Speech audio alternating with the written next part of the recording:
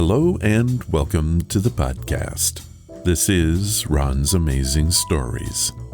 We have stories that should thrill you a little and chill you a little. It's amazing. You will hear adventures sent in by you guys, classic stories from the pulp mags, and episodes from the golden age of radio. We have special segments like Ghost Stories with Sylvia. That's amazing. And the paranormal with Jason. I think we're going to have a lot of fun. So settle in for the next hour and enjoy the show. Oh, and you just might want to prepare yourself to be taken away from today.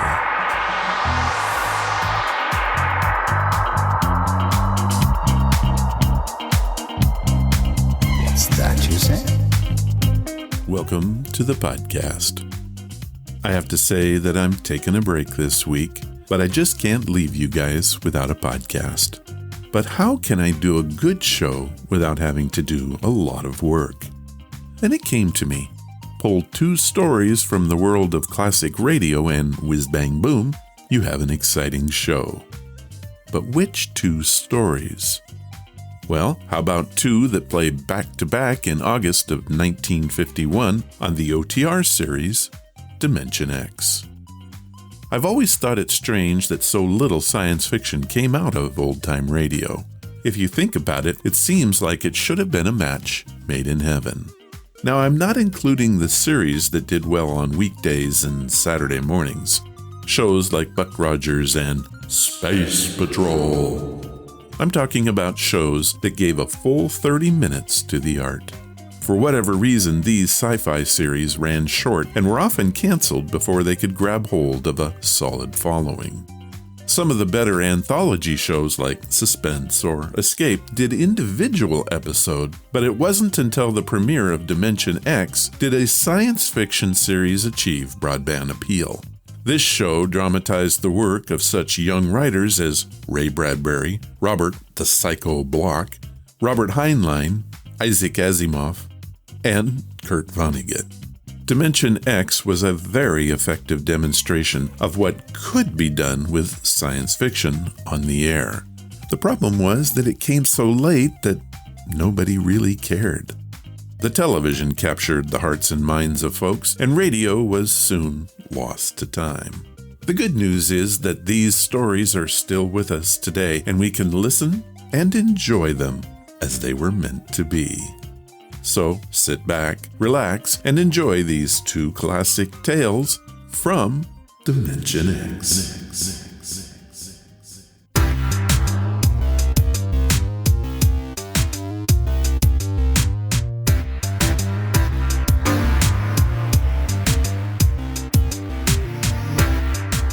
Wayne Crowder. Have you ever heard that name? Probably not unless you were a follower of 1950s science fiction. Even if you are, I still bet you haven't heard of him. You see, he's a fictional character from our story today. It tells the story of a space engineer, industrial designer, and technology giant who has designs on going to Mars or possibly Venus. Sound like anyone you know? Elon Musk, perhaps? Crowder is a 50s version of Musk, but he lacks one very important trait: kindness. He wants to go to Mars or Venus and doesn't care who he hurts to get there. The title of our story is The Vital Factor, and it comes from Dimension X on August 16th, 1951. Adventures in time and space, told in future tense. Dimension.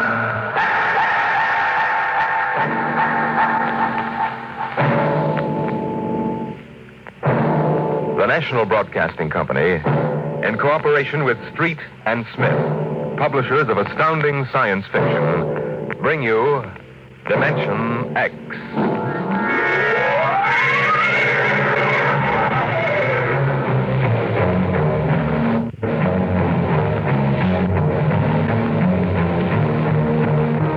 I doubt that anywhere on Earth there's a man or a woman or a child who doesn't know the name Wayne Crowder. I doubt whether there's a human being who hasn't at one time or another used one of the Crowder products, the can opener or the razor blade, or the patented tooth powder dispenser, or the Crowder improved slideless fastener. There's a fortune in such products, and Wayne Crowder was the man to squeeze that fortune out, penny by penny. And he did. And in the magazines which write about men of business, he was described as a man of ice and stone and ink and steel. No warmth, and a heart to pump blood, not feel human emotion. But he took some of his money and he built himself a towering skyscraper. And he placed his private office at the very peak. And he built a battery of buttons into his desk so that when he wanted something, all he ever had to do was press a button. And like genies springing out of the bottle, the proper personnel would come running. Yes, Mr. Crowder. Get me my engineers. Yes, sir. Right away, Mr. Crowder. Mr. Crowder wants his engineers at once.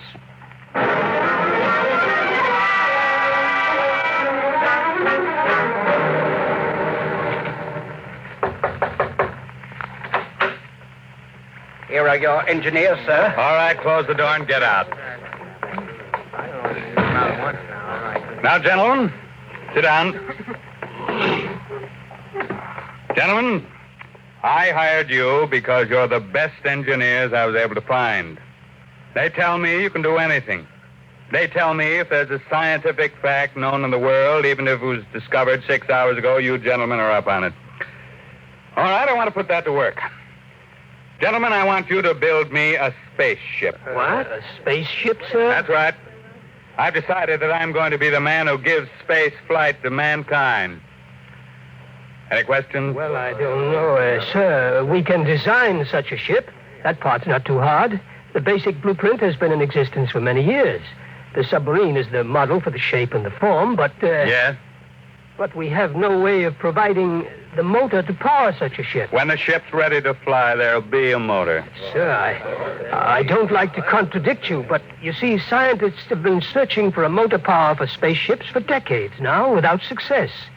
You'll have a ship, but we can't lift that ship from the Earth's surface. That is, not to the point of free flight, at any rate. Mr. Crowder, you see, you'll be spending millions of dollars, hundreds of millions perhaps, for nothing. What's your name? Phillips, sir. You're fired. What? Go down to the cashier and draw your pay and get out. But, Mr. Crowder... Get out. Nobody who works for me thinks of how much something costs. We use money. We don't let expense provide a rationalization for not beginning a project. Phillips, what are you waiting for? Get out.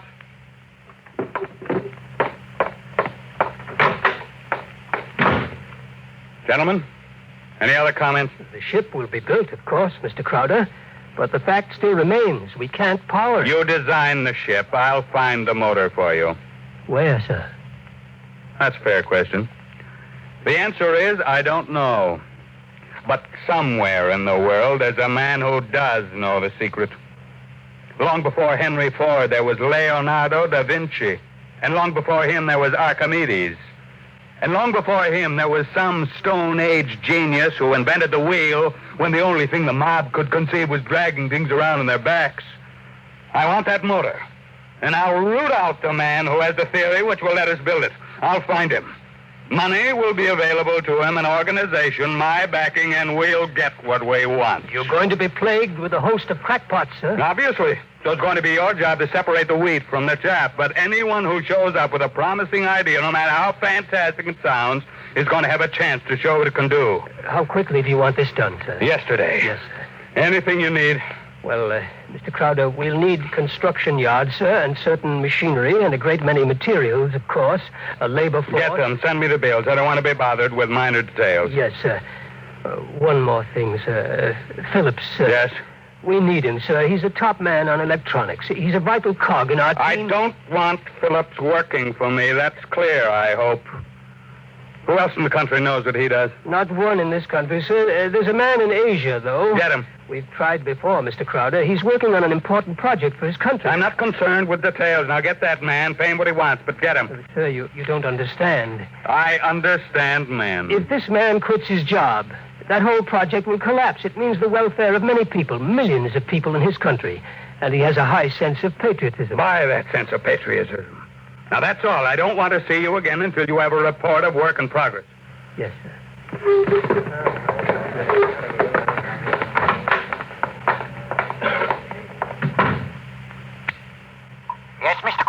As a man named Phillips going to draw his pay, I want 2 company policemen to meet him at the cashier's office and escort him from there directly off the premises, and I want them to be emphatic about it. Yes, Mr. Crowder. And notify the newspapers, the television, and the radio networks, periodicals, and the scientific journals that I'll receive the press in my office this afternoon at 3:30. I have an important announcement to make.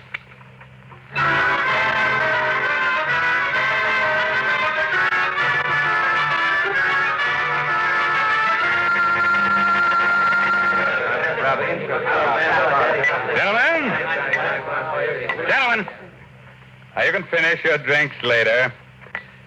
Gentlemen of the press and ladies, it's my pleasure to be able to tell you that I'm in the process of constructing a spaceship.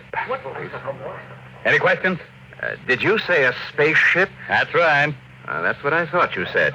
I knew the drinks weren't that strong. Well, yeah, I expected it might be something of a shock to you all. Mr. Crowder, is this spaceship under construction now? It is. Well, according to your plans, is it intended for interstellar flight or merely for flight between planets? This is a beginning only, and my intentions are quite modest. I expect the ship to be able to pursue a course between Earth and Mars or between Earth and Venus. For the present, any longer trips are not contemplated. You've solved the problem of motive force, then? No, I haven't. But what sort of... You mean you don't have any means of propulsion for this spaceship? That problem is not solved as yet. It will be. That's why I called you in this afternoon. I want you to announce that I have $100,000 in cash waiting for the man or woman who first brings me the basic idea for such a motor. That's all I have to say for now. Finish your refreshments, ladies and gentlemen. I'll let you know from time to time how things go. Mr. Crowder, one more question, please. Yeah. Do you have a name for the spaceship yet? No, not yet. Then let me suggest one. Yeah? Crowder's Folly. Quiet, all of you. Quiet! What is your paper? The Daily Times, sir. Inform the company police that under no circumstances is any representative of the Daily Times ever to be allowed on company property again.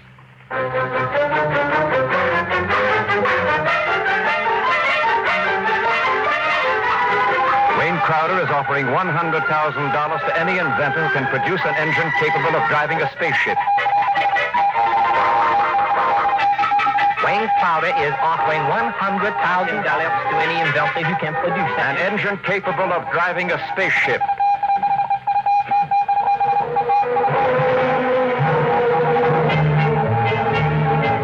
It was Crowder's Folly, but the word of what he wanted circulated to the far corners of the globe, and it was known in the white ice-block huts of the Eskimos and in the grass-thatched villages of Central Africa, as well as places less remote. And the Crowder office became the Mecca and the heaven for the lunatic fringe of humanity. Their blueprints and scale models clogged its corridors, and more applicants came to the great skyscraper. I told you, don't want these people in my office till this green. Now get out! Get out! Every time I open that door, they surge in like a tidal wave. I have a progress report for you, sir, on the construction of the ship. Go ahead. I've spent $13 million for the yards, the equipment, including 3 gantry cranes, several dozen presses, thousands of dies, and so forth. Go on. We have 12,000 people working for us directly, not including subcontractors and their labor force. Well, what about the ship? Mr. Crowder, the ship is finished as far as we can go. Certain additional construction cannot be done now because it depends on the shape and the mass of the engine, on the type of fuel, on the weight of that fuel. I see. All right, lay off everybody we don't need. I've ordered that, sir. Miss Crowder, is it possible that no one will turn up with a motor? That's the one thing that's not possible. He will come. Money and determination will buy anything. Now close the door on your way out. Yes.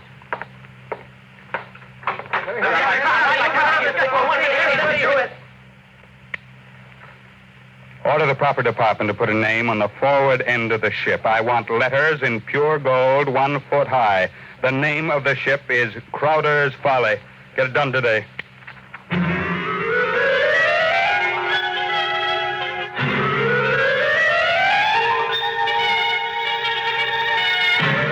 The sun rose in the morning and glinted rose on the silver sheen of the hollow ship's skin. The sun set at night and glinted rose on the silver sheen of the hollow ship's skin. The golden letters on the prow held out the fury of Crowder for the world to see. A staff of 50 was employed as time went on in taking rust preventive measures to ensure the ship's well-being. In a year, the first experiment seemed ready to bear fruit, and a test was held. The atomic fission motor. In exactly 45 seconds now, we'll hold the test, Mr. Crowder. The actual trial of the motor is taking place 3 miles from here. Now, this dial here registers the nucleonic activity. And this dial, right here, is thrust. Over here, this dial is a measure of the effectiveness of the shielding in terms of outside radioactivity. That sound you hear is our generators, right here, building up power to supply the motor by remote control. Now, if this needle goes around to the part of the dial marked in red, there will be an explosion. Are there any questions, sir? Proceed with the tests. Watch the needle, sir. 8,000. 8,500. 9,000. 10. 11. 12. 15. That's an overload now, sir. 18. 20. I don't know how much more it can stand, sir. Huh? What happened? Your generator blew out. What kind of... I beg your pardon, sir. The motor blew up. What are you talking about? I'd hear, sir. You see, sir, it takes a while for the vibrations of an explosion to travel 3 miles and then reach through 15 feet of concrete. I see. Well, there are other experiments in progress. Let me know when they're ready for testing. Yes, sir. Mr. Crowder, the inventor of that motor had to be with it, of course, during the tests, but he has, that is, he had a family. The fool knew what he was doing. He understood the danger. Now line up those experiments and don't turn anyone away if he seems to have the remotest possibility of success. Now, I'm telling you, my man will come. Money and determination will buy anything.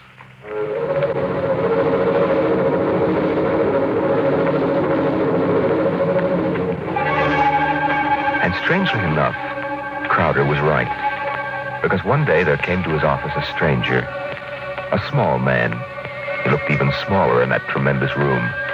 He was an unusual visitor in that he carried no briefcase fat with blueprints, schematics, or formulae. He was unusual in that he neither blustered, cowered, nor deferred to his host. Oh, he was a pleasant little stranger, bird-like of eye and movement, bright and smiling. Mr. Crowder, my name is Wilkins. I can power that ship you want. So? Of course, what I have in mind won't be anything like that meaningless rocket. My motor requires a difference. It so happens that I'm presently supporting half a dozen people. None of them have been successful. What makes you think your idea will work? Simple enough. The common magnet. What? Electromagnetism. Utilization of the force of gravity, or its opposite in this case, countergravity. Thank you very much. If you'll forgive me now. Just a moment, Mr. Crowder. There's one thing more. This. I've seen pieces of metal before, thank you. How high from your desk would you say I'm holding it? I'm very sorry, Mr. Wilkins. Do you want to leave or do you want to be escorted out? This will only take a second, sir. How high from your desk would you say I'm holding this piece of metal? A foot and a half. And if I let go, then in less than a second, a fraction of a second, it should fall to your desk. Now, look, I don't want the surface of that desk marred. But will it be? You see, I have let go of the metal, is that right? What good Lord. Many seconds ago, it should have crashed to the desk, am I right? This is incredible. Well, if you want to speak to me anymore, I'll be right outside. But it hasn't fallen. That's right, sir. It hasn't fallen. It floats in the air. That's right, sir. It floats in the air. How do you do it? Well, why don't you call your engineers and ask them? I'll wait outside. Get me my engineers immediately.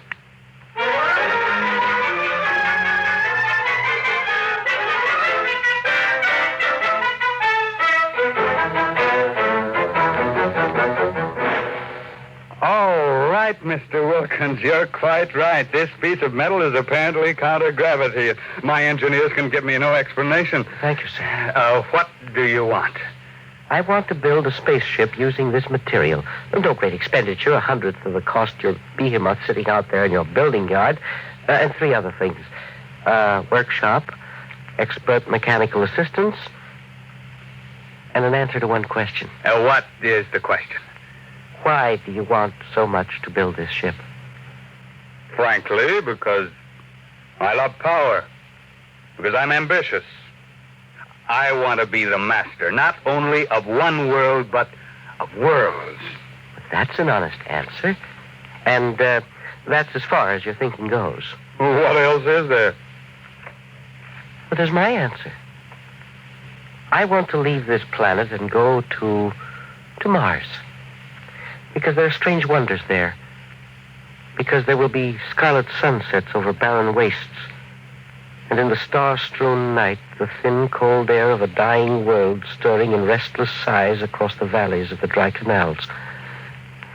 You may laugh out loud if you wish, Mr. Crowder. I prefer that to the peculiar, repressed smile you're exhibiting now. You're a very lucky man, Mr. Wilkins, to have scientific talent, because your talents as a poet are inferior and very sentimental. Well, all right, you're a sentimentalist and I'm mentalogic. No matter, we can work together, you and I. Your workshop will be ready by morning. If you need money or materials or personnel, just tell my engineers. You'll get it, or I'll know the reason why, and that's all. Thank you, sir. Get me my engineers.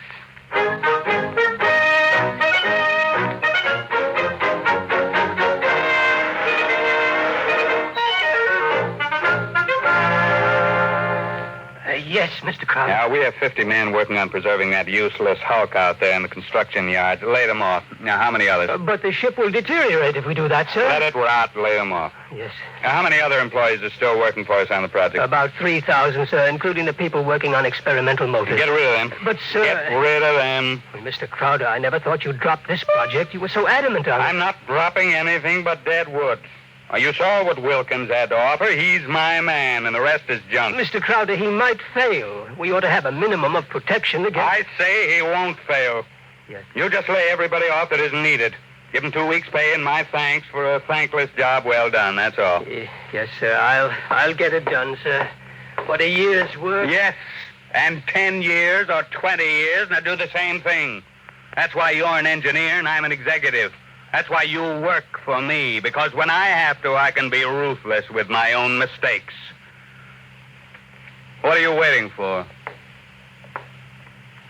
I was just thinking, Mr. Crowder, what would happen to me if my usefulness to you were over? I've worked for you for 30 years now. Just don't give me any occasion to consider your usefulness terminated. That oughtn't be too hard. Yes. What? Nothing, sir. I'll make the arrangements at once.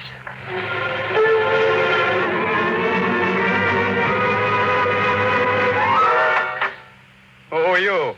What do you want? I tried to stop him, sir. Well, speak up, man. My name is Jarvisastri. I am an electronics expert. Oh, yes, I remember. You're the, Asian. Well, come in. Do you want me, sir? Never mind. Just stay outside. Close the door behind you. Yes, sir. Sit down, Visustoli. Thank you, no. I want to give you a gift before I leave. Oh, you leaving? I thought we still needed you. I resigned. Well, I'm sorry to hear that. I'm told you're a good man. I want you to understand what's behind this gift. I was working on a power project in my country which would have meant a tremendous rise in the standard of living for millions of my people. I was unable to resist the money you offered. Had you resisted, even more money would have been forthcoming. I placed no limit on your worth to me. I understand. But you see, I did not come without a sense of guilt, because there was no one in my country who could take my place. I would assume that. And now I discovered that what I did was for nothing. The spaceship on which I worked is being dismantled. That's right. So I have been corrupted by you at a whim. I think You have too much power, sir. I think you use your power for evil, selfish purposes. Selfish, yes, only sentimentality is evil. I think otherwise. And so, in order that you shall not corrupt anyone else, I have this gift for you. Here you are, sir. Oh. And just one more shot for good measure, to make sure you are really dead. Good.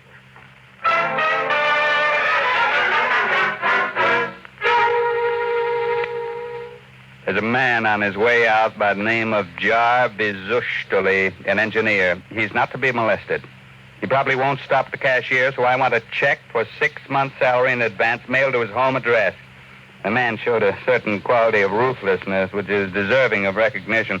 And have the chief of the company police bring me a new bulletproof vest. This one seems to have been dented in 2 places.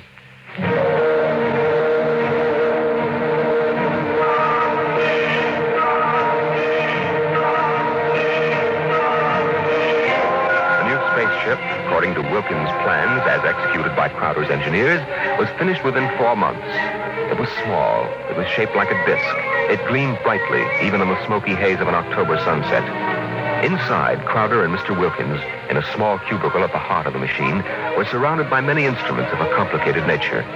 Outside, huge crowds gathered to witness the test.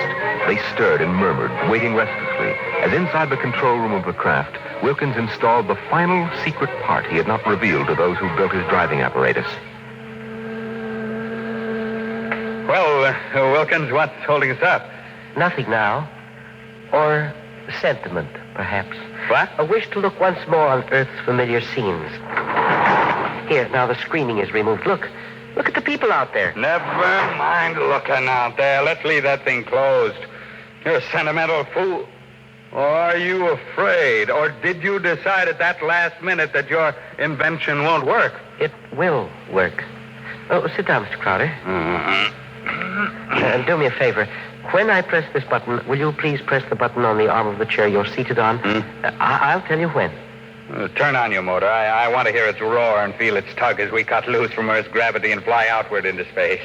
That might be a moment in which I'd share your sentimentality. Press your button now, sir. Thank you. This is all a hoax. I'm beginning to distrust you, Wilkins. When are we going to take off? You said at 5 sharp, and it's 2 minutes after 5 now. Well, do we move or don't we? Mr. Crowder, we're already moving. The button you pushed was to nullify the effects of acceleration. If you don't mind, I'd like to open the screen again. Now, if you care to look for yourself... Wilkins, we're in space. Look down at Earth. How far we've come. Why, it's no bigger than a toy balloon. A dime. A firefly.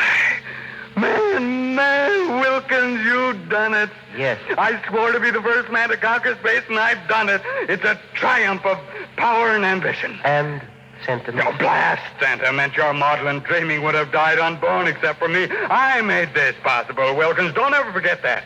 My capital, my forcefulness, my will. Look out there. Space. Stars that never were seen from Earth. But this is only the beginning. We'll build a larger model, one great enough to hold 100 men, 1,000, and cargo besides. I'm the master of the planets. Wilkins, turn back now. No. What? I said turn back. No. We've proved the ship can fly. Now turn back. I want to start work at once in preparation for the long flights to come. Not so. We will go on. What are you doing, defying me? Are you crazy? I'll break your puny little body into pieces. Mr. Crowder, can you control this ship? Would you like to be stranded out here in space? Just adrift in space without control? Would you like that? Turn back. No. You're crazy. Crazy? No. Sentimental? Yes. Your money and ambition paved the way, that's true. But sentiment was the vital factor that sent me to you. You'll forgive me if I remove these primitive clothes. Who are you? Well, it's all right, Mr. Crowder. There is no need to be so terrified because you've had your first close look at a Martian going home.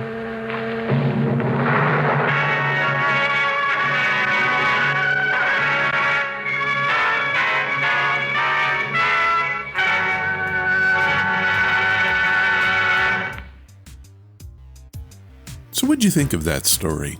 In the end, Wayne Crowder received his reward and became the first man to conquer space. But what of the price? Too much or maybe not enough? I'll leave that for you to decide. The story, The Vital Factor, originally appeared in Astounding Science Fiction magazine. It was written by Nelson Bond, who was an American author who wrote extensively for magazines, radio, television, and even the stage. Bond was a pioneer in early science fiction and fantasy and is noted for a series of stories called Meg the Priestess. This introduced one of the first powerful female characters in science fiction. How about that?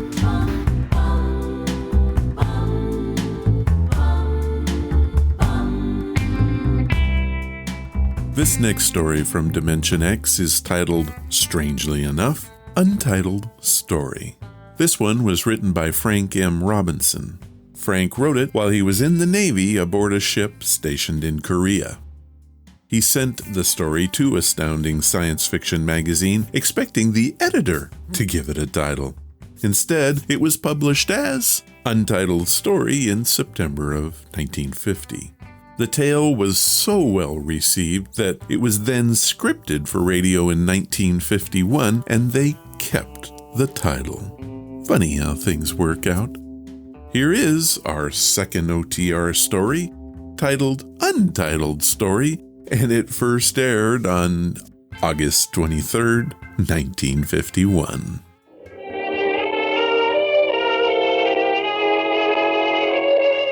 My name is Donald Hasen, private investigator. Maybe you heard about me. I cracked the Turner kidnapping back in 1946. It wasn't very hard. I paid off a few stool pigeons and went right to the hideout. It did my reputation a lot of good, though. Enough good for me to be called into the mayor's office down at City Hall to see Big Mike Flaherty himself. Well, sit down, Hasen. Sit down. Thanks. You'll have to forgive me for speaking so low. That's a bad case of laryngitis. Yes, it is. Hasen, I've been a fool. You didn't get to be mayor of a city like this by being a fool. Well, you know, Hasen, when you get old, you want to believe a lot of things. You want to believe so hard that sometimes you throw your common sense right out of the window. You get hardening of the cranial arteries to become stupid. Well, what's the pitch, Mr. Mayor? You didn't call me in to discuss the philosophy of growing old gracefully. Hasen, I want you to do some investigating for me. Naturally, it must be confidential. This is a confidential business.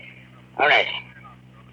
Yesterday, a man came into this office and sold me a vial of radioactive water that he called the elixir of life. It's supposed to cure you of any disease and keep you healthy enough so you live 100 years. It's none of my business, Mr. Mayor, but how much did you drop on this gold brick? It's about $50,000. You don't seem the type somehow. Come a little closer, Hasen. I'm going to tell you something my political opponents would give their right arms to know. This isn't laryngitis. It isn't? It's inaccessible for surgery. X-rays would be dangerous. How much time I have left, I don't know. But I live like a man who's going to the chair. Hasen, if I want a vacation, I pack up and go. If I want a drink, I take one. If somebody comes to me with a vial of liquid and says it'll keep me alive, I think twice before I throw him out as a crackpot. What do you want me to do? Get your money back? No, the money isn't important. You mean if the loyal opposition got hold of the story, they could use it against you? That's part of it, Hasen. However, you don't have the whole picture yet. Shortly after I bought the stuff, I received an anonymous phone call. I was warned not to take it. I was told it was poison and would kill me in a matter of seconds. Ah, the plot thickens. You can appreciate my position. I feel like a man who can either save his life or destroy himself by taking that stuff. Well, the phone call might be a hoax. Yes, and so might the elixir of life. Yeah, very likely. What do you want me to do about it? Investigate the man who sold it to me. Find out who's behind him, what he knows, where he goes. Nothing else, I want that 50 grand back. What's in it for me? $1,000. If he's on the level, 10% if you get the dough back. Deal? Deal. Here's the vial. And here's his card. Uh-huh. Arthur C. Lehman, longevity expert, 45 Billings course. Okay, Mr. Mayor, you got yourself a boy. Good. Now leave your working name and phone number with my secretary. I'll have her send you a check. Right, I'll call you.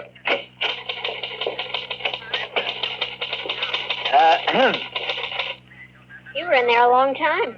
How'd you make out? Swell, I bought the outer drive for only $10 and the cost of mailing. That's kind of high. Last week we were selling it for only $5. I'm sorry, I've been listening to too many detective programs. It isn't polite to stare. I was just wondering what your name was. Sign on the desk says Katharina Cooper. I'll call you Kathy. Oh, I'm supposed to leave my name and phone number. Go ahead. The name is Donald Hasen. But then you knew that, honey. You've been listening to the mayor call me by it for the last half hour. You forgot to shut off the intercom switch. Big Mike's getting kind of careless, isn't he?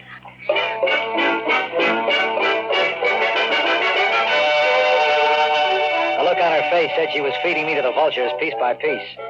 I left my card and walked out. By the time I got home, it was dusk. It was the time of early evening when every bachelor wishes he wasn't one, especially after meeting a girl like Kathy. The phone began to ring just as I put my key in the latch. I made it on the fourth ring. Hello? Is this Mr. Donald Hasen? I live alone and don't like it. Were you expecting someone else to answer? This is a warning, Mr. Hasen. Don't touch your bed. I'm sorry, but I don't like to sleep on the floor. The joys of being a private detective. Oh, hello, Jocko. How's my boy? That's a good boy.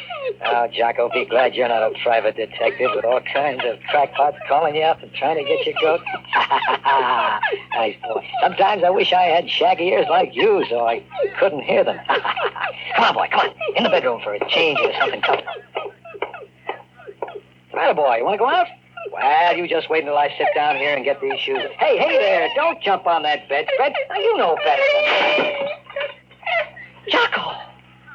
Jocko! Oh, God.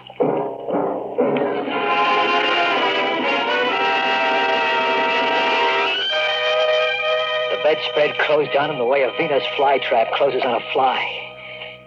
When I looked more closely, I saw that the bedspread had silvery threads of fine spring steel woven into it. It had been set like a bear trap to spring shut and strangle anything that touched it.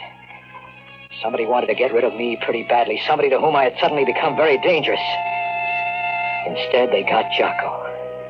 My poor little Jocko. I decided to take a fast drive over to Billings Court to see Arthur Lehman, longevity expert. What? I'm looking for Mr. Lehman's office. I'm the janitor. You didn't need to explain. He isn't in. Mr. Lehman isn't in. I just said I was looking for his office. Oh, a detective. No, I'm really a vacuum cleaner salesman. I just had these credentials printed up for fun. Here, buy your wife a muskrat coat. I can't take any money. I'll just keep this till it's spent. What floor is it on? Up those steps, rear. Thanks.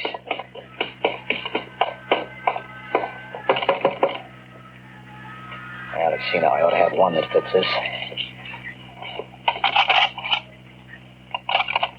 There we are.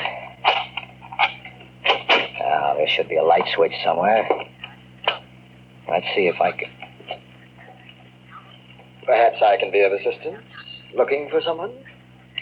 Mr. Lehman? Yes. The janitor told me you weren't in, so I... You picked the lock. Yes, I hope you don't mind. Not at all. If you'd put down the gun. I like to hold it. It gives me a feeling of power. Now, Mr. Hasen. Mr. Hasen, if you will tell me just who you are and what you're doing here. I couldn't sleep. My bed had a dead dog in it. I thought I should consult a health expert. Who sent you? Nobody sent me. I'm like Topsy. I just growed. I'd like to keep on growing, Mr. Lehman. I don't like people trying to kill me. And I don't like people killing my dog. What makes you think I would try to kill you? Just a hunch. If I really wanted to kill you, I could do it right now, perfectly legally, since you broke in here. That'd be hard to prove. Fortunately for you, Mr. Hasen, I don't have the faintest interest in trying to kill you. On the contrary, it was I who telephoned and warned you about that bed. You know about that phone call? I ought to. I made it. What's the pitch, Mr. Lehman? I can't tell you what the pitch is, Mr. Hasen, but I will tell you this. Give that vial of liquid back to Flaherty and let him cure himself. Or poison himself. Sure. Look, Mr. Lehman, I wasn't born yesterday. Don't give me this elixir of life stuff. There ain't no such thing. And don't try to top me off this case by pretending you're on my side. Mr. Hasen, I warn you, you're playing around with something much too big for you to handle. That vial is the only one of its kind in existence today. The liquid it contains will cure Flaherty if he drinks it.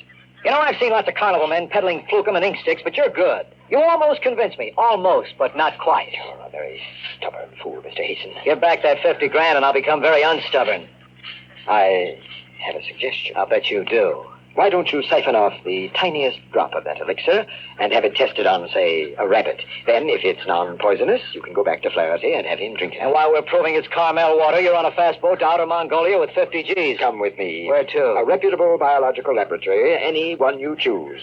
Suppose I don't want to play. Then I'll kill you. You will feel my gun against your side, so don't try anything. Shall we go? Before we do, just one thing. Well? If you didn't try to kill me, who did?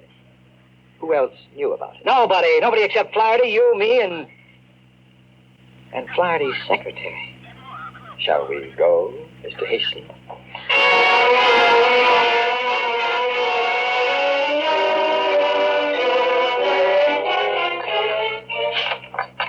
Oh, yes, I believe I could make such a test. Of course, we'd need injecting at least a cc into an infected guinea pig. Then we'd have to wait and do a biopsy. How long would it take? 24 hours at least. Okay, how much? $50. My friend will pay you. Your friend? Yeah, the gentleman who... Holy jumping sunfish. Sir? Look, you saw me come in with a guy just a minute ago, didn't you? Yes, sir, but he left when you started talking to me. Isn't that just dandy? Is something wrong? No, nothing much. You know what Barnum said about one being born every minute? Yes, sir. Well, he was talking about me. Well, I better get going. Yes, sir. Oh, sir. What about that test? Okay, I suppose you might as well do it just for laughs. Send the report and the bill to Donald Hasen, private investigator, Cater Building. Yes, sir.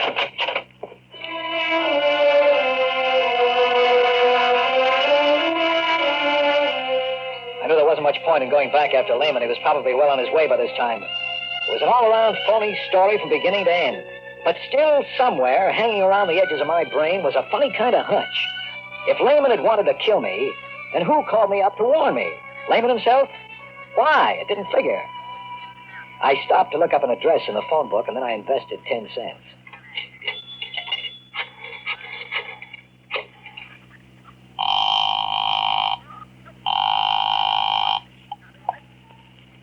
Hello? Kathy?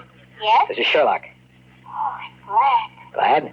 that you called. I wanted to apologize to you for eavesdropping this afternoon. Why don't you do it over a cup of coffee? I have to talk to you. It's very late. We'll sleep late tomorrow, please. All right. Well, I meet you. There's a coffee shop near your place. I'll be there in 15 minutes.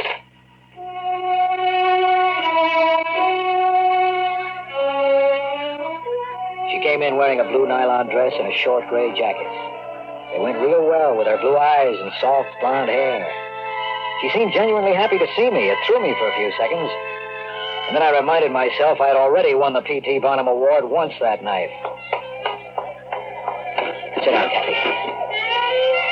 What is it? Do you know a man named Arthur C. Lehman? Am I supposed to? I'll refresh your memory. I had a talk with His Honor about him. I don't remember.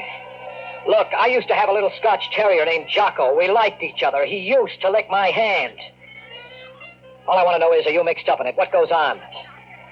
I don't know anything about it. Listen, Kathy, maybe I'm getting sentimental in my old age, but for a moment there, when you walked in, I thought you seemed genuinely glad to see me. Was it because you were glad I was still alive? Come on, give. Don, I like you. You're a nice guy. Why don't you let it alone? Call Flaherty and turn down the assignment. Give him back his vial and tell him you're not interested in finding Lehman. Would you do it? If you want to help me so much, why not tell me what it's all about?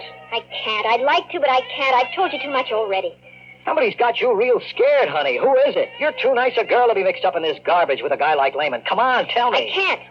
Just believe that, please. Get out of it now before it's too late. Okay, honey, you can play it that way if you want, but to me it's as thin as a bowl of restaurant soup. Poor Jocko knew something and couldn't tell me. You know something and you won't tell me. Good night.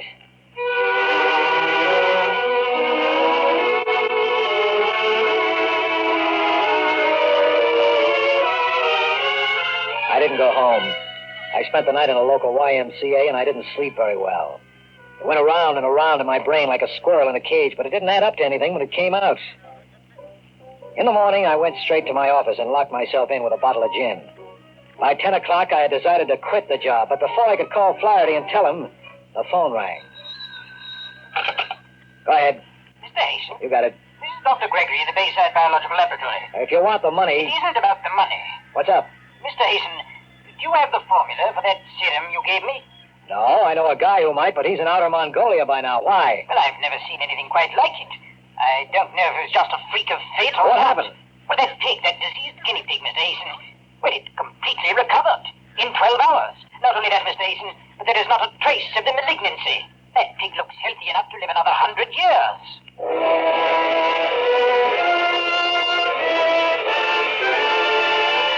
I could feel the sweat soaking into my undershirt as I put down the receiver. Where do we go from here? Was Lehman on the level after all? The next stop was Lehman's office. Maybe he wasn't in Outer Mongolia. It was noon before I got there. The same janitor was on duty in the same dirty lobby. Hello there. Hi. You want something? Lehman. Who? Lehman. Never heard of him. Now, wait a minute, Junior. You remember me. Last night, $5, rear office, first floor. I don't know what you're talking about, mister. You want another $5, huh, Junior? Well, this time I don't buy. Get out of my way. Now, listen, mister, I can't let you just walk into that office. Don't try to stop me if you want to work tomorrow. But there's nobody in there. That office has... We'll see about that, Junior, right now. Holy mackerel. I told you, mister.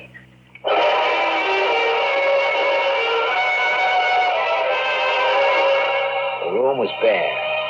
There were caps on the electrical outlets. Everything in the room was covered by a 6 weeks accumulation of dust that was undisturbed except for the footprints of the janitor and myself. Yet yesterday there had been a rug, telephones, desks, chairs, file cabinets. I checked the door number. 1B, that was it all right. Then I checked the janitor. He was standing there just looking stupid. But he looked a little too stupid. I figured I could make him talk, so I tried an old trick. I reached inside my hat band, took out an ordinary pin, and jabbed him hard on the arm. Hey, Al!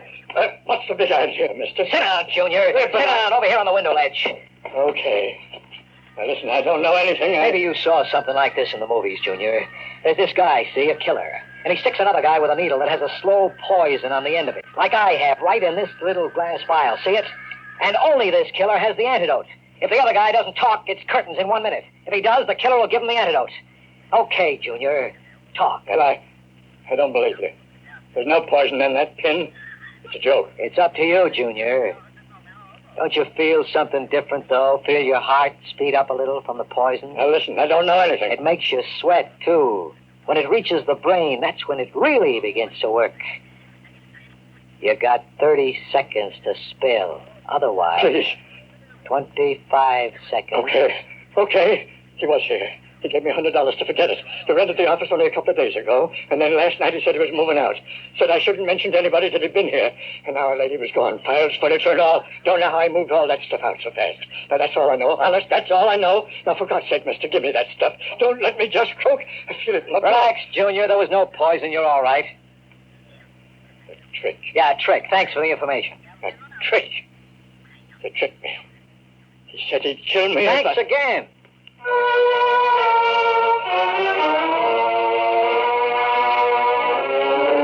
There was Mr. Hasen again, right back on the horns of ye old dilemma.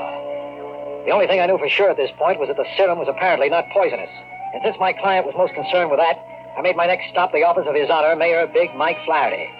I had the vial in my coat pocket. Hello, beautiful. Oh. I want to see His Honor. He isn't in. I'll go into his office and wait. You can't. But I can. Come on in. I want to talk to you anyway. Please. Come on. Shut the door, huh? No? Okay, I'll shut it. Now sit. Okay, baby. Let's have a heart-to-heart conversation.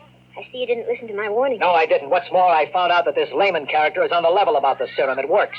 You found that out, too. That's right. It leads me to an interesting conclusion, Kathy. Namely, that you're the one who tried to booby-trap me. All right. Have it your way. What do you intend to do? Well, first, I'm going to give Flaherty that serum and let him cure himself. You mustn't do that. Why not? I can't tell you, but you mustn't. Down in a few minutes, Mike Flaherty will be here. Before he comes, I'll have to ask you to give me that serum. Try again. I don't hear so good. Maybe you'll hear this. It works, too, so don't try anything. Well. So now it comes out.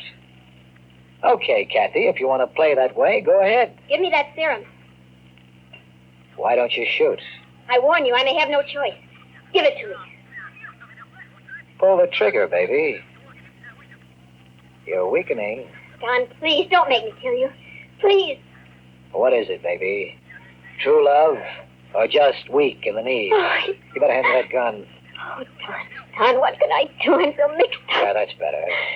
Now, what is it, Kathy? You're no killer. Tell me what's going on here. Maybe I can help you. You gotta trust me.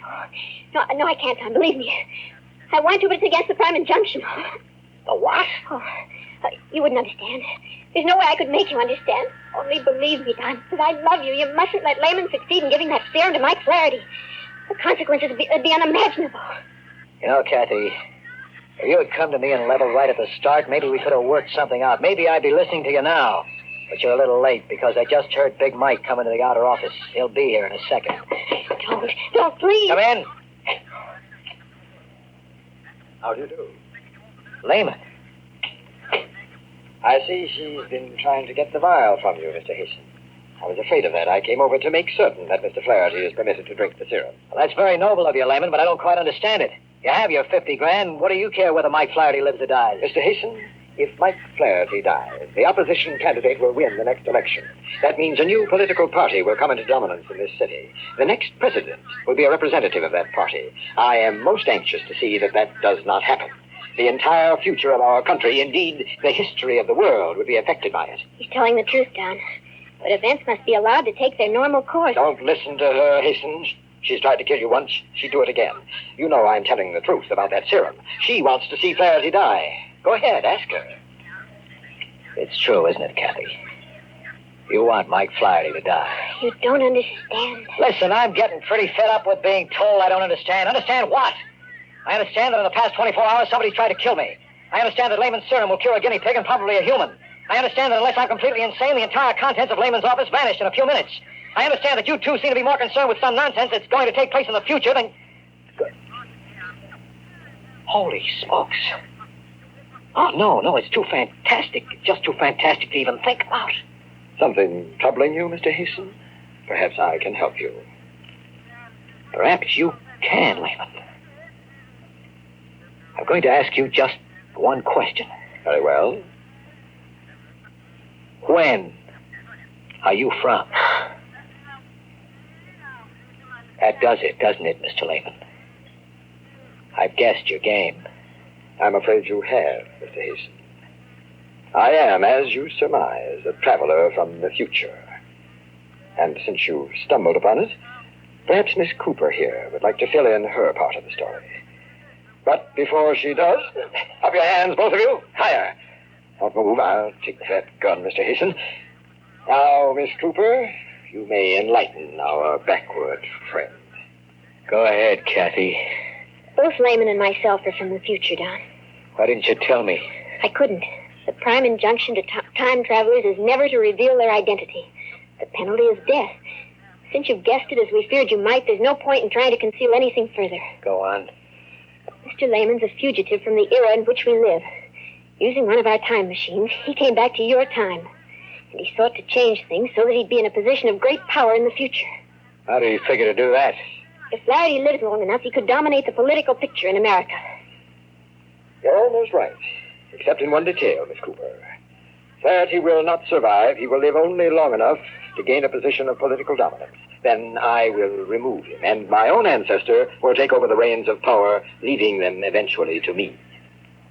I get it now. But there's one thing that bothers me. Who was trying to kill me? I was. You see, I was sent here to track down Lehman. I set that spring before I met you, as soon as Flaherty hired you to help him. I did it on orders from the council. They were afraid you'd be successful in saving Flaherty's life.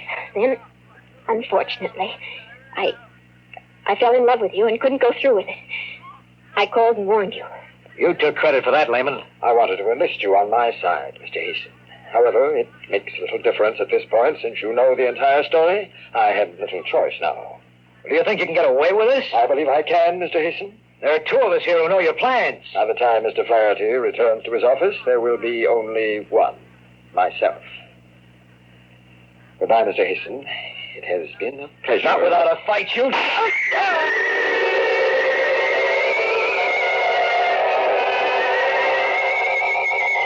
Not many people know how it feels to be shot in the forehead. I saw Kathy jump toward the desk and push a button I hadn't noticed before. I remember a thud as if I'd been sandbagged, and then watching in amazement as the crimson spread down the front of my shirt. Then there was a loud roaring noise and everything went black. I died. Don't try to move, Don. Don't move yet. It'll take a few minutes for you to feel like yourself. What? Holy jumping sunfish. I'm sitting in Flaherty's office. The blood. There was blood on my shirt, and it's gone now. Here, drink this.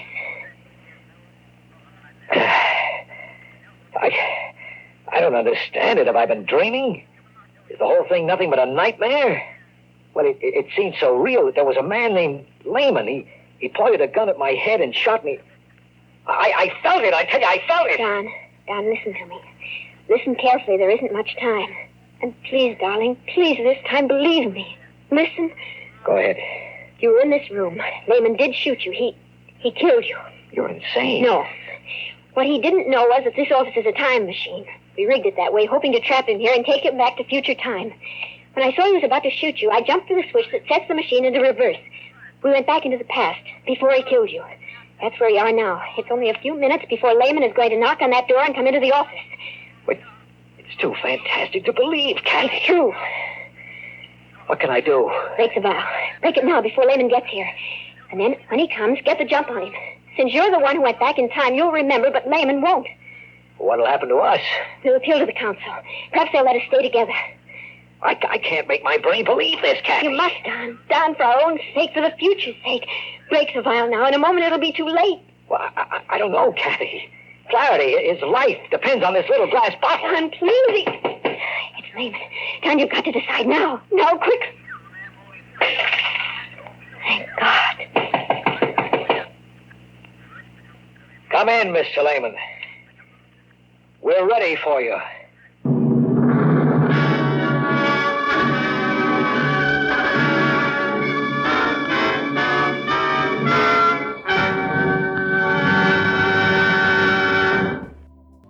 Odd tale, to be sure. It was kind of a detective drama with time travel thrown in as a back theme. I rather liked it, and I hope you did as well. Dimension X, with all its great acting, writing, and sound effects, only lasted 50 episodes. It was broadcast on NBC on an unsponsored, sustaining basis from April 8, 1950 to September 29, 1951. The first 13 episodes were broadcast live, and the remainder were pre-recorded. Sad history for a great program when you consider that later in the 50s, science fiction would become king. But just not on the radio.